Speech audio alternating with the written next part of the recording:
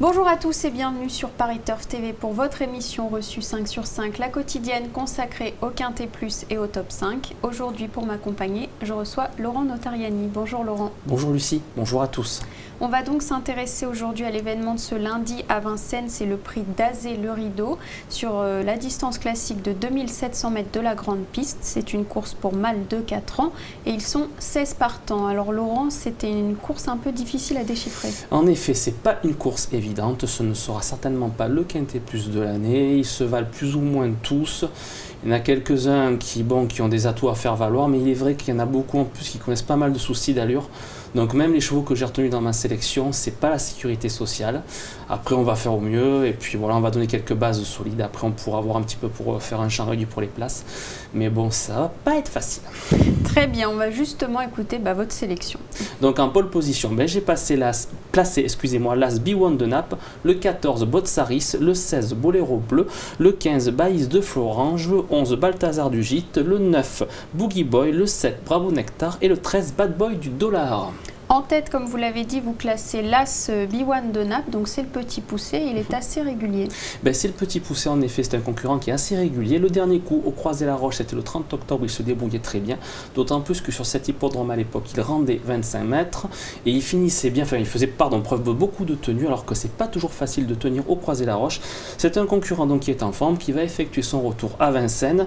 Il affiche 67% de réussite sur les 2700 mètres de la grande piste, donc ce n'est pas mal. Il est capable d'ailleurs d'y trotter sur le pied de 1,15. Il est 7 fois déféré des antérieurs, ce qui n'est pas le cas. Et je sais qu'il a un beau score ainsi, c'est 75% de réussite. Donc je pense qu'il ne va pas taper loin. D'accord, vous avez des chiffres à l'appui, ça devrait être pas mal. Mathématiques. Juste derrière, vous classez le 14 Botsaris qui a désormais 2 parcours dans les jambes. Il arrive à maturité, Botsaris, c'est le Jean-Michel Bazir de service. L'hiver dernier, c'était vraiment très très bien. Bon, ça date un petit peu, mais je me rappelle d'une très belle performance en décembre 2014 sur la petite piste où il gagnait vraiment avec une facilité déconcertante. Il a été arrêté cette année de février à septembre, mais il remonte peu à peu petit à petit, il commence à afficher des progrès. Le dernier coup, c'était les Sables d'Olonne, il concluait bon 3e. Cette fois, il est déféré des postérieurs, je pense que ça peut le faire. Juste derrière, vous classez le 16 Boléro Bleu. On se souvient, il avait été disqualifié sur ce tracé début septembre, on va justement le revoir. Donc il était là cerclé et il va faire la faute peu après. Il aurait pris une belle place, a priori, sans cette faute. C'est ça le problème avec celui-là, c'est que c'est un concurrent qui est très doué, mais qui pêche parfois par ses soucis d'allure, comme on peut l'observer. C'est clair qu'il laisse beaucoup de regrets ce jour-là. Bon, maintenant, ce qui m'incite à le retenir en bonne place ce lundi, c'est qu'il est engagé à 450 € du plafond des gains. Donc l'engagement est très favorable. Maintenant, voilà. Il va falloir qu'il ne bouge pas une oreille. Cette fois, il est quand même déféré des 4 pieds, c'est pas tout le temps. Et je pense que ça peut jouer en sa faveur. Sa dernière sortie à Vincennes, donc c'était sur 2850 mètres de la petite piste. Il a trotté sur un excellent 1,14. Ce qui prouve que voilà, il est bon, il faut juste pas qu'il bouge. Voilà, il faut qu'il reste au trot. S'il reste au trot, il sera dans les 3. Juste derrière, 4e, vous classez le 15 Baïs de Florange qui retrouve son mentor à son sulky. Exactement, Baïs de Florange maintenant, il a 2 courses de rentrée dans les jambes, c'était en province. Cette fois donc c'est son mentor qui revient aux affaires. Il n'est pas plus chaud que ça dans l'entraînement parce qu'effectivement il peut peut-être encore manquer d'un parcours.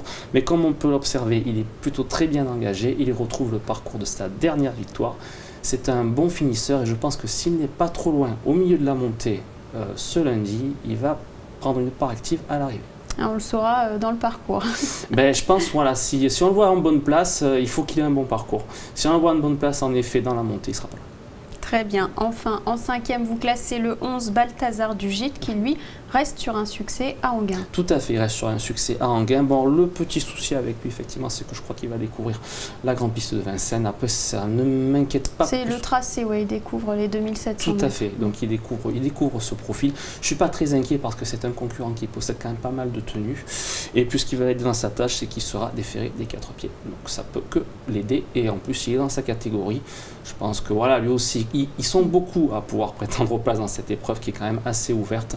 Vu son engagement, lui aussi, je pense qu'on peut lui faire confiance. Et il est en forme, comme il vient de le prouver. Et il vient de gagner, donc pourquoi pas.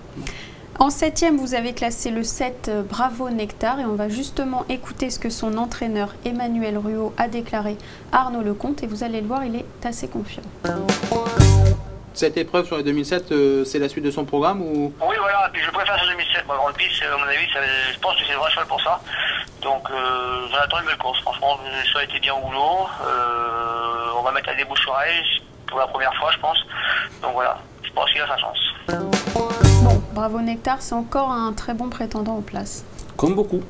Il va falloir Exactement. élargir les jeux. Tout à fait. Je pense qu'on peut mettre 5-6 sous base dans un champ réduit, en effet.